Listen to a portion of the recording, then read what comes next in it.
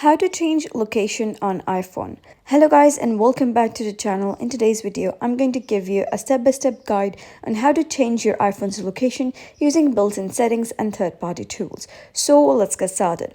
First of all, you're going to head over to your App Store, and now if you wish to download an application that is not available in your region, you can just try changing the location of your App Store. So to do that, first of all, open your App Store and click on your profile at the top right. Once done, you're going to click on your iCloud ID at the top. After that, you'll be asked to verify using your Face ID or PIN, whatever you have set on your device. And once done, you will be redirected to your account settings. Over here, you're going to click on the option that says country/region. So simply click on it, and then you will be redirected to an interface like this. So you're going to simply click on change country or region, and you'll be displayed a list of all of the countries. So you can simply select a country in order to change a location.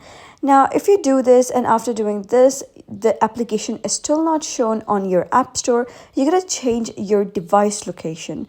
To do that, you're going to head over to your settings, and then you're going to click on general. And here you're going to scroll down and then click on language and region.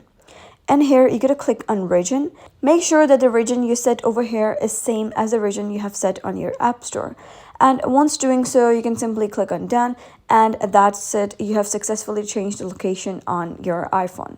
So that was basically how you can change location on iPhone. So if you found this guide helpful, give it a thumbs up and don't forget to subscribe for more helpful tutorials. I'll see you in the next video.